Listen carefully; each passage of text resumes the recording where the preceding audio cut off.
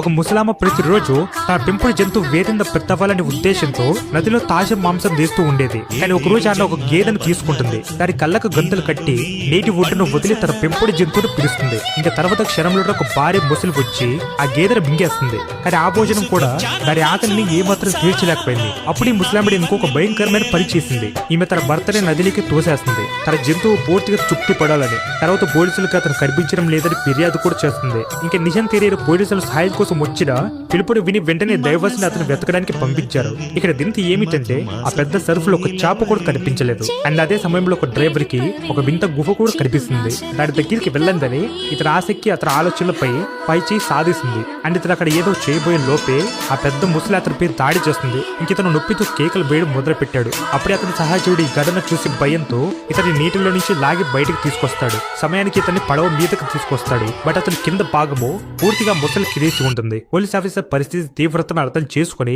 వెంటనే head quarters నుంచి చాలా మంది బలగాన్ని పిలిపించుకుంటాడు. ఆ పెద్ద ముసలిని నీటిలో నుంచి బయటికి తీసేందుకు వీళ్ళు ఒక హెలికాప్టర్ సాయంతో ఒక పెద్ద యుద్ధం నడిచే వేగంతో వేలాడదీస్తారు. బట్ ఇక్కడ ముసలి కేవలం పెద్దదే కాదు, చాలా తెలివైనది కూడా. అది ఆ రాత్రి పూర్తిగా చీకటి పడేంత వరకు వెయిట్ చేసి ఆ తర్వాత నిశ్శబ్దంగా ఒడ్డుకు చేరుకుంటుంది. అది బయటికి లాగానే అందరు తమ రైఫిల్ ని ఎత్తి పట్టుకుంటారు. కాల్చేందుకు సిద్ధమవుతారు. కానీ ఆ జంతువు బలం ఊహించిన దానికంటే చాలా ఎక్కువ. అది ఒక్కసారిగా నీటిలోంచి దూకుతుంది. పూర్తి ఎద్దు తన దవడల్లో బలంగా పట్టుకుంటుంది. అండ్ తర్వాత వీళ్ళందరూ గట్టిగా కాల్పులు జరుపుతారు. కానీ అప్పటికి మొత్తం హెలికాప్టర్ నీటిలో మునిగిపోతుంది.